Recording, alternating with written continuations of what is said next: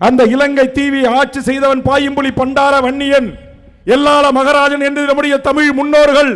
அந்த தமிழ் முன்னோர்கள் ஆட்சி செய்த அந்த நிலப்பரப்பில் சிங்களவன் கொஞ்சம் கொஞ்சமாக மார்வாடி சேட்டு குஜராத்திகள் போல் இன்றைக்கு தமிழ்நாட்டில் வந்து குடியேறுவது போல் வந்து ஏறினான், வந்து இறங்கினான். அதனுடைய விளைவு சொந்த தாயக நிலத்தில் என் ஈழ உறவுகள் இன்றைக்கு அகதிகளாக வாழ்கிறான். 50 லட்சம் பேர் வாழ்ந்த இடத்துல இன்னைக்கு உலகம் பூரா சேர்த்தா 30 லட்சம் பேர் தான்றான். இன்றைக்கு ஈழத்தில் என்னடா மக்கள் தொகை ஈழத்தமிழர்கள் என்ன வெறும் 15 லட்சம் பேர் தான்றான்.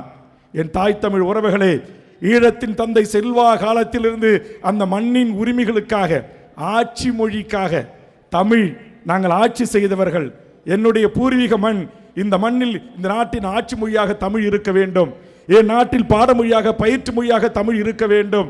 உலகத்தினுடைய தமிழுக்கே மூத்த முன்னோடி இனம் என்று சொல்லக்கூடிய அந்த தமிழ் அறிஞர்கள், சிவத்தம்பி போன்ற தமிழறிஞர்கள் தோன்றிய எங்கள் ஈழ மண்ணில் உருவாக்கிய நூலகத்தை சிங்கள பேரினவாத சிங்களன் எரித்தான்.